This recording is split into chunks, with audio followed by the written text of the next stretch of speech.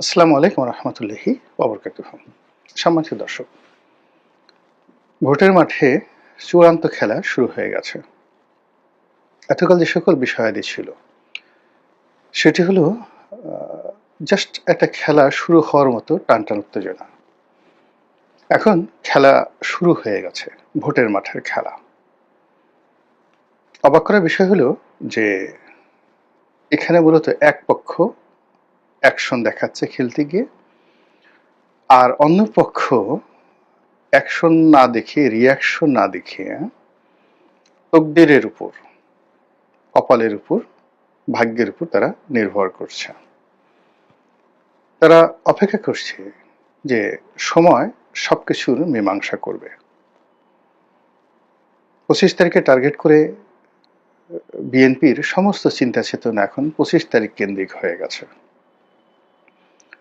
তারেক রহমান সাহেব দেশে আসবেন, তারপর 25, 26, 27 এই 3 দিন মোটামুটি তিনি ব্যস্ত থাকবেন সংবর্ধনা গ্রহণ করার জন্য। 28 তারিখ থেকে তিনি সিদ্ধান্ত নিতে পারবেন বা নেবেন। আর সেই 28 তারিখের মধ্যে তিনি সিদ্ধান্ত নেবেন। অনেকে চিন্তা করছেন যে যারা মনোনয়ন পেয়েছেন এটা বাদ হয়ে যেতে পারে, আবার অনেক আশা করছেন যে তারেক রহমান সাহেব দেশে আসলে তার মনোনয়ন হতে পারে। এই যে একটা আশা নিরাশার যে দোলাচল, এখানে কেউ কোনো অ্যাকশন দেখাচ্ছে না, একেবারে 25 তারিখের জন্য রুদ্ধ শ্বাসে তারা অপেক্ষা করছে। এই গেল একটা গ্রুপ।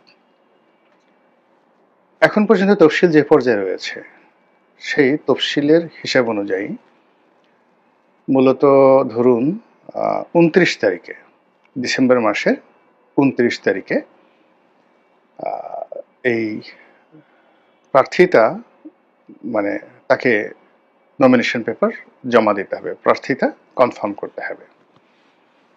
তাহলে আমি যে হিসাব বললাম যে তারেক রহমান সাহেব যেদিন আসবেন ওই দিন 25শে ডিসেম্বর, তারপরের দিন বন্ধ। তো সব মিলিয়ে মানে যে অবস্থা,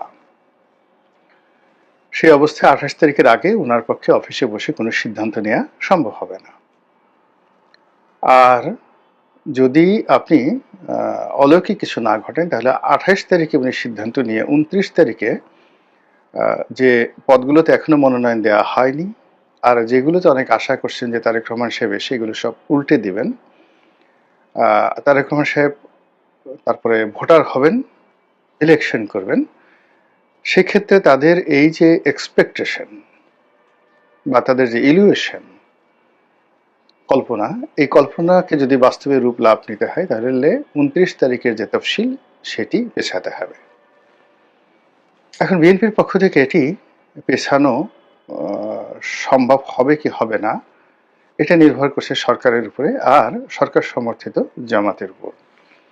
জামাত যদি দেখে যে এই কর্ম করলে, অর্থাৎ যদি তফসিলটা না পেছানো হয় তাহলে বিএনপির মারাত্মক ক্ষতি হবে, তাহলে আপনি ধরে নিন তফসিল পেছানো হবে না, বিএনপিকে তফসিল পেছানোর জন্য আন্দোলন করতে হবে। এবং এটা মানে বিএনপির জন্য একটা আত্মঘাতী সিদ্ধান্ত। তখন সবাই বলার চেষ্টা করবে যে আমরা তো তফসিল দিয়েছি তারেক রহমান সাহেবের কথা মতোই, আর এখন যেহেতু তারা পেছাতে চাচ্ছেন তো কাজেই আমরা এখন পেছাবো 6 মাস। 6 মাসের আগে পেছানো সম্ভব না। এর কারণ হলো এরপরই চলে আসবে পবিত্র ঈদুল ফিতর, কিছুদিন পরে ঈদুল আজহা, এরপর বর্ষাকাল, তারপরে শীতকাল না আসলে তো আমাদের দেশে নির্বাচন জমে না। বোঝার চেষ্টা করুন। তাহলে চিন্তা করুন অ্যাকশন, রিয়াকশন এবং যাকে বলা হয় ইলুয়েশন নিয়ে আমাদের যে ইলেকশন কমিশন, বিএনপি এবং জামাত এবং সরকারের মধ্যে কি ধরনের রসায়ন চলছে, জাস্ট আমি একটা ছোট্ট উদাহরণ দিলাম। দ্বিতীয় যে উদাহরণ সেটি হলো বেগম জিয়ার শারীরিক অবস্থা। তো তিনি এখন আইসিইউতে আছেন এবং ওসমান হাদির আহত হওয়ার পর থেকে সমস্ত মিডিয়া থেকে বেগম জিয়ার যে খবরাখবর সেটা ব্ল্যাক আউট হয়ে গেছে। আগে যেভাবে তার শারীরিক অবস্থা জানানোর বাধ্যবাধকতা ছিল, ঠিক সেই জিনিসটি আমি এই ওসমান হাদির ঘটনার পর একটা দিনও দেখিনি। 2 নম্বর হলো যে মানুষ স্বভাবতই ভুলে যায়। আর মানুষের আবেগ যেখানে খুব প্রবল হয় সেখানে বিবেক ধীরে ধীরে কমতে থাকে। এখন এই একই বেগম জিয়া উনি যখন গৃহবধূ ছিলেন তখন তাকে কেন্দ্র করে মানুষের এক ধরনের আবেগ ছিল। তিনি যখন বিরোধী দলীয় নেত্রী ছিলেন এক ধরনের আবেগ, প্রধানমন্ত্রী আর এক ধরনের আবেগ, তিনি যখন জেলে গেলেন তখন আর এক ধরনের আবেগ, আবার তিনি এই সময়টিতে বিএনপির সুসময়ে এখন যে ধরনের কথাবার্তা, ইতিবাচক কথাবার্তা তার সম্পর্কে বলা হচ্ছে, এটাও একটা বিরাট আবেগ। আর এই যে বেগম জিয়াকে নিয়ে বিএনপির যারা লোকজন রয়েছেন তারা যে কথা বলছেন তাকে মানে আওয়ামী লীগ যেভাবে বঙ্গবন্ধুকে সার্বজনীন নেতা বানানোর চেষ্টা করছে এবং শেষমেশ ফেল করেছে, আর বিএনপিও এখন ক্ষমতায় না থেকেও বেগম জিয়াকে দেশের অবিসংবাদিত এবং সার্বজনীন নেত্রী হিসেবে যেভাবে প্রতিষ্ঠিত করতে চাচ্ছে জামায়াতের জন্য সেটা খুবই কষ্টকর। এই কারণে জামায়াতের যে অহংকারের অলংকার যে সকল নেতৃবৃন্দ তারা সবাই এখন মরে যাওয়ার পরেও তাদেরকে লাঞ্ছিত করা হচ্ছে।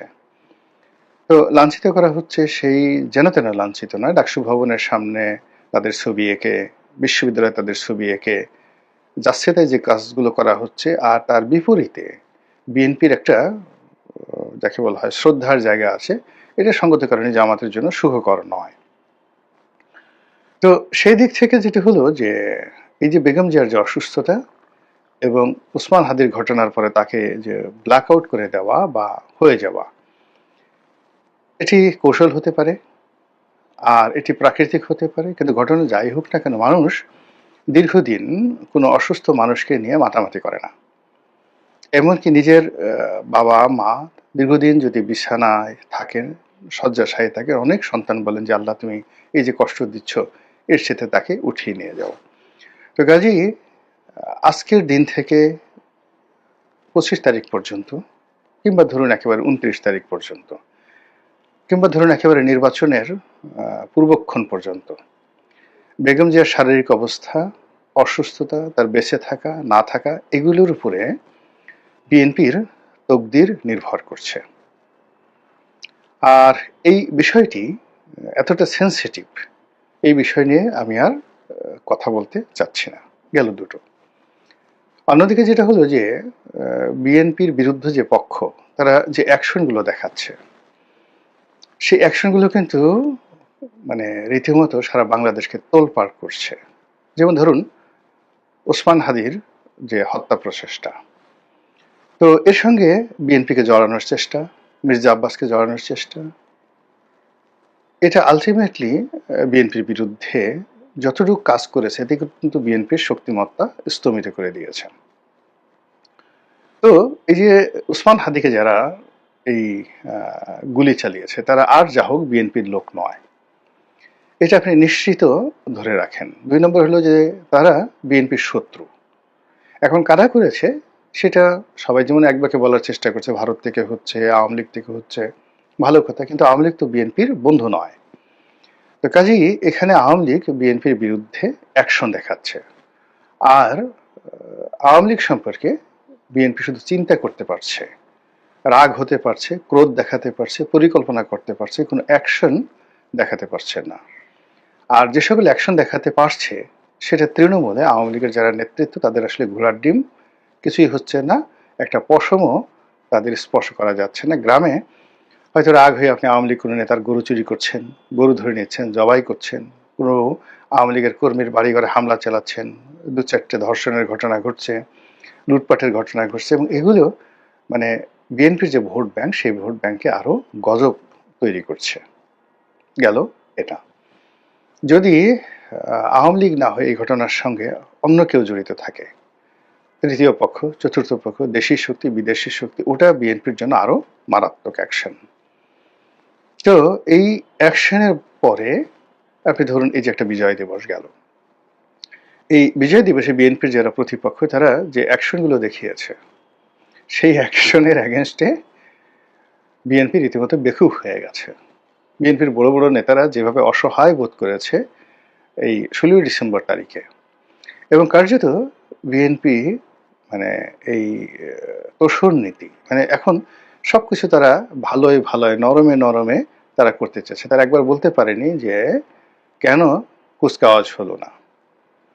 তারা এই অনুষ্ঠানে সদল বলে বঙ্গভবনে যেতে পারেনি, রাষ্ট্রপতির পাশে তারা দাঁড়াতে পারেনি, এমনকি সেনাপ্রধানের পাশে তারা দাঁড়াতে পারেনি, অথবা ডক্টর মোহাম্মদ ইউনূসের পক্ষে দাঁড়াতে পারেনি। তারা অনেকটা কুলহারা রমণীর মতো হয়ে গেছে। তারা এনসিপির সঙ্গে যেতে পারছে না, জামাতের সঙ্গে যেতে পারছে না, আর একা একা জোরে জোরে হাত পিত্তেশও করতে পারছে না। অ্যাকচুয়ালি হোয়াট ইজ হ্যাপেনিং, কি ঘটছে বিএনপির মধ্যে, এটা নিয়ে আপনাকে কল্পনা করতে হবে। আপনি তাদের কোনো অ্যাকশন বা রিয়াকশন দেখতে পারছেন না, আর প্রতিপক্ষ এখানে রীতিমতো অ্যাকশন দেখাচ্ছে। এরপরে যেটি সেটি হলো বিএনপির শীর্ষ অনেকগুলো নেতৃবৃন্দ রয়েছেন, তাদেরকে টার্গেট করা হচ্ছে। টার্গেট বলতে হাদির মতো কোনো টার্গেট নয়, কিন্তু হাদির মতো টার্গেট হতে পারে এই ভয় বিএনপির অনেক নেতার মধ্যে যে ঢুকে গেছে, এতে কোনো সন্দেহ নাই। ইতিমধ্যে বিএনপির একজন প্রার্থী নির্বাচনের প্রতিযোগিতাকে থেকে নিজেকে প্রত্যাহার করে নিয়েছেন, আর আরো অনেকে নির্বাচনী এলাকায় যাওয়া বন্ধ করে দিয়েছেন, অনেকে রাত বিরেতে চলা বন্ধ করে দিয়েছেন। কিছু লোক আমরা ফেসবুকে দেখতে পাচ্ছি একেবারে মানে তাদের মুখে হাসি নেই, সবাই নেতা আসবেন 25 তারিখ পর্যন্ত অপেক্ষা করছে। তো এটা একটা অ্যাকশন, প্রতিপক্ষের অ্যাকশন, সেই অ্যাকশনে একটা আতঙ্ক তৈরি হয়ে গেছে। 2 নম্বর হলো যে ধরনের সাইবার যুদ্ধ বিএনপি নেতাদের বিরুদ্ধে করা হচ্ছে, অনেকে এর দ্বারা আক্রান্ত হয়েছেন, অনেকে মেজাজ হারিয়ে ফেলছেন। বিশেষ করে মির্জা আব্বাস সাহেব তো সিরিয়াস মেজাজ হারিয়ে ফেলেছেন। তো মির্জা আব্বাসের মতো আরো অনেকে, মির্জা ফখরুল সাহেব মেজাজ হারিয়ে ফেলেছেন, বিএনপির অনেক যারা নেতাকর্মী রয়েছেন তারাও মেজাজ হারিয়ে ফেলেছেন। অনেকে কথা বলতে চাচ্ছেন না, টেলিভিশন টকশোগুলোতেও ঠিক তাদের সেই উপস্থিতি দেখা যাচ্ছে না। তাদের যারা প্রতিপক্ষ তারা একতরফা গিয়ে সেখানে যে ন্যারেটিভগুলো তৈরি করছেন, সেই ন্যারেটিভে বিএনপি সারা শরীর মানে জ্বলে যাচ্ছে। তো এই যে মির্জা আব্বাস সাহেবের মতো, মির্জা ফখরুল সাহেব, গয়েশ্বর বাবু, সালাউদ্দিন সাহেব তো রীতিমতো নির্বাসনে গেছেন, গত সেই 10-12 দিন ধরে তার কোনো বক্তব্য শোনা যাচ্ছে না। তারপর আপনার সেই আমির খসরু মাহমুদ চৌধুরী সাহেব, তারপর ইকবাল মাহমুদ টুকু সাহেব, অন্যান্য যারা সিনিয়র নেতৃবৃন্দ আছেন, ডক্টর মঈন খান, ওনাদের কারোরই বক্তব্য শোনা যাচ্ছে না। অথচ তারা যে কথা জানেন, বক্তব্য জানেন, আওয়ামী লীগ জামানাতেও কিন্তু তারা মানে শেখ হাসিনার মসনদ কাঁপিয়ে দিতেন বিভিন্ন রকম কথাবার্তা বলে।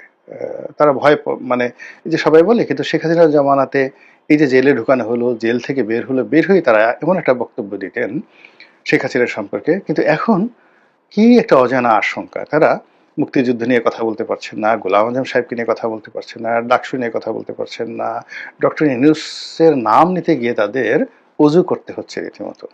তা এই যে একটা অবস্থা, যে পাক পবিত্র